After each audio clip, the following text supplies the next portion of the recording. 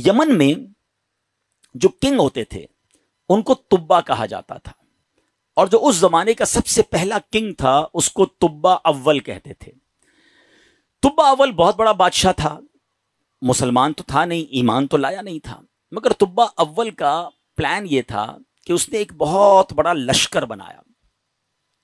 اچھا، اس لشکر میں اس نے پلان یہ کیا کہ اس کے پاس 1,13,000 پیدل چلنے والے تھے اور 1,30,000 کے قریب گھوڑا چلانے والے، گھڑ سوار، horse rider. Try to imagine کتنا بڑا اس کا جلوس تھا، کتنا بڑا لشکر تھا۔ وہ اپنے پورے لشکر کو لے کر اس نے پوری دنیا کو ٹریول کرنے کا پلان کیا۔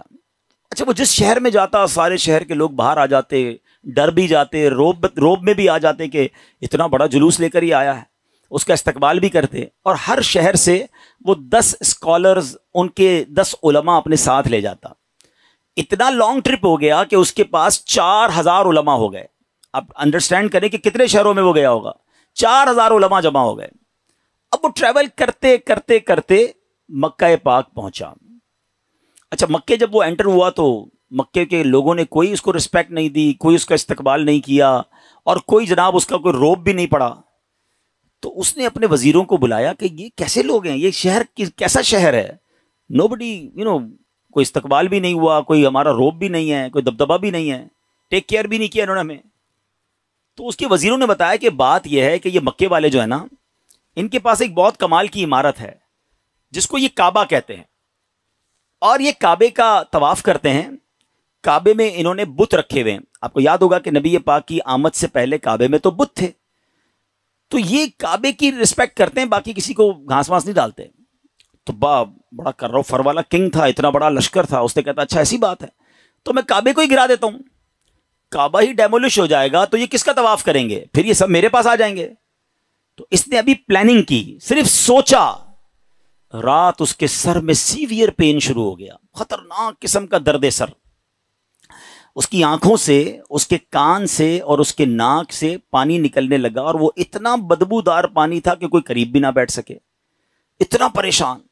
اچھا، لشکر میں ڈاکٹر بھی تھے، ڈاکٹر بلائے گئے، طبیب آئے، بڑے بڑے علاج کیے، کوئی فرق نہ پڑے، 2-3 دن نکل گئے، تکلیف ختم ہی نہ ہو۔ تو ایک جو ڈاکٹر تھا، جو سب سے بڑا ڈاکٹر تھا، اس نے کہا دیکھیں یہ معاملہ جو ہے نا، مجھے آپ کی بیماری کا نہیں لگ رہا، یہ کوئی آسمانی معاملہ ہے، آپ کسی عالم سے پوچھیے۔ تو انہوں نے اپنے لشکر میں جو سب سے بڑے عالم تھے ان کو بلایا کہ آپ چیک کریں معاملہ کیا ہے۔ تو انہوں نے کہا یہ بتاؤ کہ تم نے کوئی غلط خیال تو نہیں کیا اس شہر کے بارے میں، یہاں کے رہنے والوں کے بارے میں؟ اس نے کہا ہاں، میں نے تو پلان کیا تھا کہ کعبہ گرا دوں گا، یہاں کے مردوں کو قتل کر دوں گا، عورتوں اور بچوں کو قیدی بنا لوں گا۔ تو ان عالم دین نے کہا کہ نہیں، تم نے غلط کیا، تمہیں نہیں پتا کہ یہ کعبہ کیا ہے، اس کا مالک وہ خالق ہے، وہ مالک ہے کہ اگر اس کے بارے میں، کعبے کے بارے میں نیگیٹو سوچو گے تو برباد ہو جاؤ گے، فوراً توبہ کر لو ورنہ تم خود ہی برباد ہو جاؤ گے۔ کہا اچھا ایسی بات ہے۔ تبا نے توبہ کر لی، جیسے ہی توبہ کی تو اس کا سارا درد ختم ہو گیا، وہ فریش ہو گیا، اس کی طبیعت ٹھیک ہو گئی۔ تو اب اس نے دین ابراہیمی اختیار کر لیا، اللہ پر ایمان لایا، اور اس زمانے میں حضرت ابراہیم کا دین چل رہا تھا، ابھی نبی پاک تو آئے نہیں تھے، اس نے دین ابراہیمی ایکسیپٹ کیا اور اس نے اللہ پر ایمان لے آیا۔ اچھا، اب وہاں سے پھر لشکر آگے چلا، اور چلتے چلتے چلتے ایک ایسی بستی میں پہنچا جہاں کھجور کے درخت تھے، بڑی خوشگوار وادی تھی، اور وہاں انہوں نے پڑاؤ ڈالا۔ اچھا، اس لشکر میں جو علماء تھے انہوں نے اپنی کتابیں نکالی، ان کے پاس آسمانی کتابیں تھیں، وہ پڑھتے گئے اور کہنے لگے یہ تو وہی جگہ ہے جہاں ہماری کتابیں بتاتی ہیں جہاں اللہ کے آخری نبی ہجرت کر کے آئیں گے۔ یعنی اس کا مطلب وہ ڈھونڈتے ڈھونڈتے آج کے مدینے میں پہنچ گئے تھے، جس کو آج ہم مدینہ کہتے ہیں نا، یہ وہاں پہنچ گئے تھے۔ تو 400 علماء نے کہا کہ بھائی ہم تو یہ جگہ چھوڑ کے نہیں جائیں گے، پتہ نہیں کب نبی پاک آ جائیں، اب ہم نے یہیں ٹھہرنا ہے، اگر تبا رہنے دے گا تو ٹھیک ہے، بے شک ہماری بوٹی بوٹی کر دے، ہم نے یہ شہر چھوڑ کے نہیں جانا۔ اطلاع تبا کو بھی مل گئی، تبا نے بلایا علماء کو کہ کیا مسئلہ ہے؟ تو کہا دیکھیں حضرت، ہم نے اپنی کتابوں میں پڑھا ہے، ہمارا حساب کتاب بتاتا ہے کہ اللہ کے آخری نبی اسی بستی میں آئیں گے، ہم اس بستی کو چھوڑ کے نہیں جائیں گے، ہم ان کے خادم بن کر رہیں گے، ان کے امتی بنیں گے، ان پر ایمان لائیں گے۔ اچھا، تبا بھی 2-4 دن پہلے ہی یا کچھ دنوں پہلے ہی مکے کی تعظیم سمجھ چکا تھا، اللہ پر ایمان لا چکا تھا، تو اس نے کہا اچھا ایسی بات ہے تو میں بھی رک جاتا ہوں۔ اس نے کیا کیا، 400 علماء کے لیے 400 گھر بنائے، ان 400 علماء کی شادیاں کروائیں، ان کو خوب مال و دولت بھی دیا۔ 1 سال تبا خود بھی وہیں رہا، 1 سال کے بعد دیکھا کہ نبی پاک تو نہیں آئے، تو ابو طبا نے ایک کمال کا خط لکھا. سنیے گا پیارے اسلامی بھائیو, یہ دنیا کا انوکھا خط ہے کہ اس کے لیے لکھا جا رہا ہے جو بھی دنیا میں آئے نہیں ہیں. اور کس عشق والی زبان میں طبا بادشاہ نے وہ خط لکھا. اس نے لکھا کہ اس اللہ کے نام سے شروع جو عالمین کا رب ہے. میں جناب رسول اللہ صلی اللہ تعالی وسلم کی بارگاہ میں طبا اول حمیری سلام پیش کرتا ہوں, اور میں آقا علیہ الصلوۃ والسلام کی بارگاہ میں عرض کرتا ہوں کہ حضور اگر میں نے آپ کا زمانہ پا لیا تو میں آپ کی خدمت کروں گا, آپ پر ایمان لاؤں گا, آپ کی سنت پر عمل کروں گا, جو آپ کتاب لے کر آئیں گے میں اس پر بھی عمل کروں گا. اور حضور اگر میں پھر بھی آپ کا زمانہ نہ پا سکوں تو مجھے اپنی غلامی میں قبول فرمائیے, اور قیامت کے دن مجھے میری شفاعت فرمائیے گا, مجھے بھول نہ جائیے گا. بڑا کمال کا عشق والا اس نے خط لکھا. اس خط کو اس نے سیل کیا گولڈن اسٹیمپ لگا کے.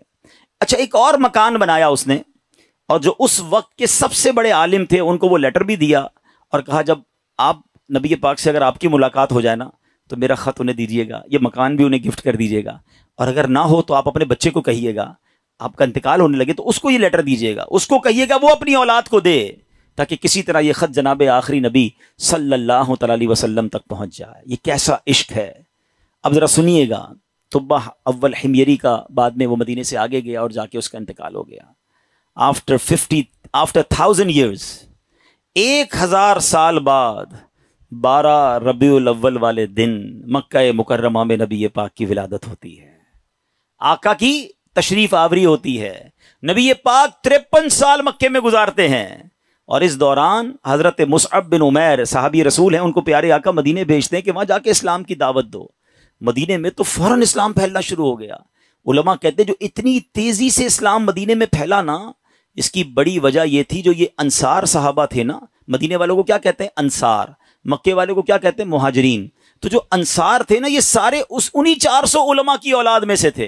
They were waiting from last 1000 years for رسول پاک علیہ الصلوۃ والسلام. یہ تو 1000 سال سے انتظار کر رہے تھے. جیسے ہی حضرت مصعب بن عمیر پہنچے, دیگر مبلغین پہنچے, اللہ کے رسول کی باتیں بتائیں, اسلام کی باتیں بتائیں, دھڑا دھڑ لوگ اسلام قبول کرنے لگ گئے. اچھا, اب قبیلے کے لوگ بیٹھے کہ آخری نبی تو آ گئے ہیں مکے میں, ہمارے پاس ایک لیٹر ہے, اب وہ پہنچانا ہے انہیں. انہوں نے مشورہ کر کے, ایک صحابی تھے ان کا نام تھا حضرت ابو لیلہ انصاری رحمت رضی اللہ تعالیٰ, ان کو کہا کہ آپ جائیے, جا کے مکے میں نبی پاک کو یہ خط دے کر آئیے. ان صحابی نے ٹریول کیا. جب وہ ٹریول کر کے جانے لگے تو ان کو کسی نے بتایا کہ نبی پاک مکے سے پہلے ایک وادی میں بیٹھے ہیں, صحابہ کرام کے ساتھ جلوہ فرما ہے. اچھا, انہوں نے نبی پاک کو نہیں دیکھا, نبی پاک نے انہیں نہیں دیکھا. سوشل میڈیا کا زمانہ تو تھا نہیں نا کہ کسی طریقے سے دیکھ لیتے.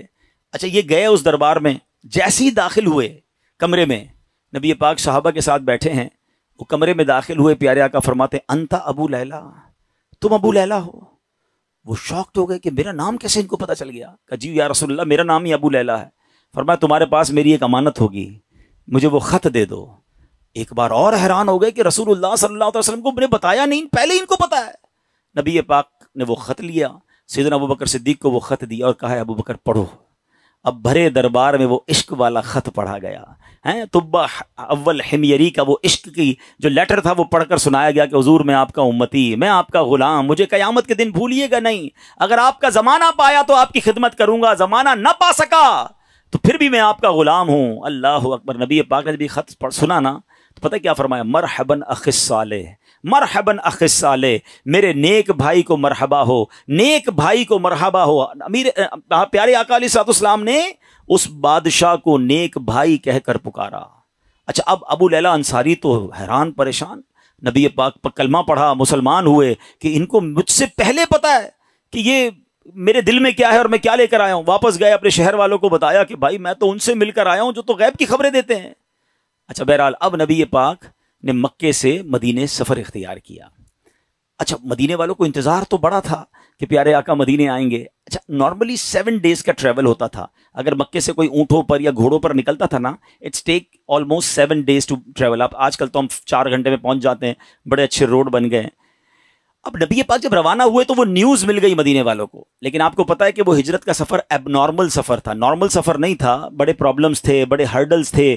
3 دن 3 راتیں تو نبی پاک کو غار ثور میں رہنا پڑا. راستے میں مکے کے لوگ انٹرسیپٹ کرنے پہنچے ہوئے تھے. تو اب مدینے والے سمجھ رہے تھے کہ 7ویں دن نبی پاک آ جائیں گے. وہ ڈیلی مدینے کے گیٹ پہ جا کے کھڑے ہو جاتے کہ نبی پاک آ جائیں گے. صبح جاتے, ویٹ کرتے, دوپہر ہوتی تو واپس آ جاتے. اگلے دن پھر صبح جا کے کھڑے ہو جاتے. روز استقبال کی تیاریاں ہیں. اچھا آپ کو معلوم ہے نبی پاک علیہ السلام کس دن مدینے میں داخل ہوئے؟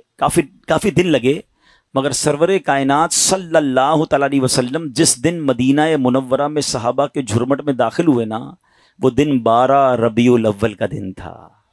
ہاں، وہ دن بھی برتھ ڈے آف رسول پاک علیہ السلام تھا۔ سبحان اللہ، اللہ کی شان دیکھیں کہ ربیع الاول کا 12 ربیع الاول کا جو جلوس ہے، کچھ لوگوں کو کنفیوژن ہوتی ہے۔ اللہ اکبر، میرے آقا جو مدینے میں داخل ہوئے تو صحابہ بھی ہیں اور خود پیارے آقا بھی ہیں، بلکہ ایک صحابی کہتے ہیں حضور بغیر پرچم کے کیسے داخل ہوں گے؟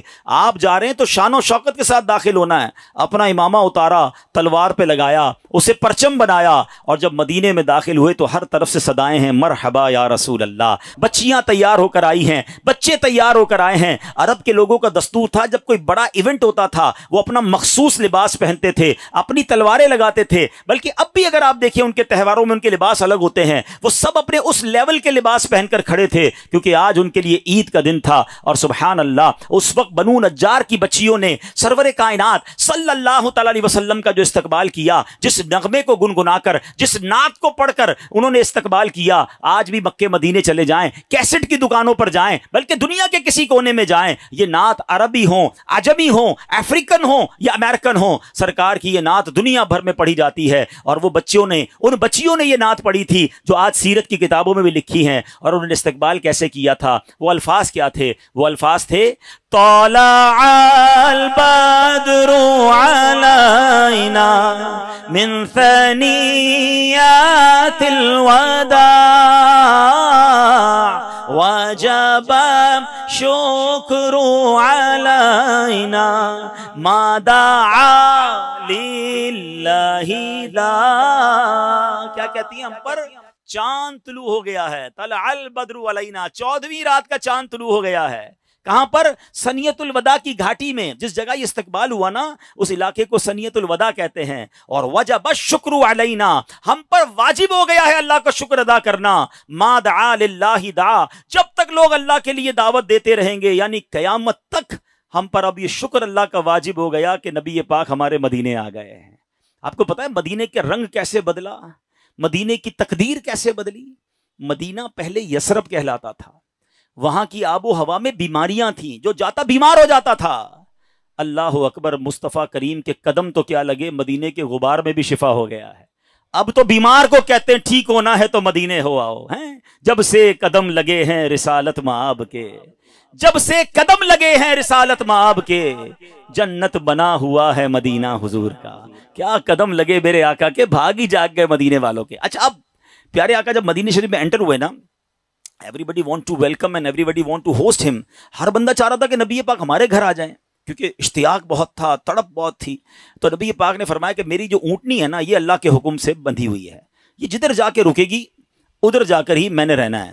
اچھا اب ذرا تصور کیجئے، امیجن کیجئے کہ وہ اونٹنی مدینے کی گلیوں میں گھوم رہی ہوگی اور ہر صحابی یہ امیجن کر رہا ہو کاش میرے دروازے پر رک جائے، کاش میرے دروازے پر رک جائے، مگر بھاگ کس کے جاگے؟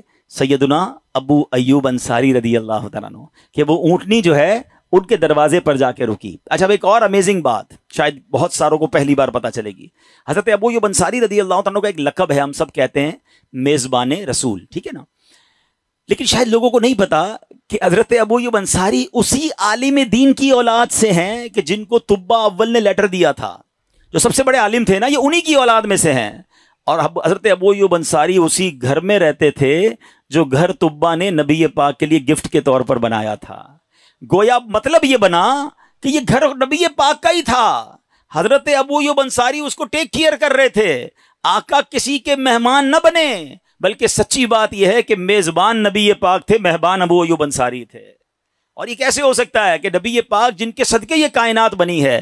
امام عشق و محبت اعلیٰ حضرت بڑا کمال کا شعر لکھتے ہیں، آپ فرماتے حضور یہ کائنات جب آپ کے لیے بنی ہے، آپ کی وجہ سے بنی ہے، تو پھر سارا زمانہ تو اس میں مہمان ہوا نا، اصل میزبان تو آپ ہیں۔ آپ کہتے ہیں آسمان خان زمین خان زمانہ مہمان، آسمان خان زمین خان زمانہ مہمان، صاحب نالا کب کس کا ہے تیرا تیرا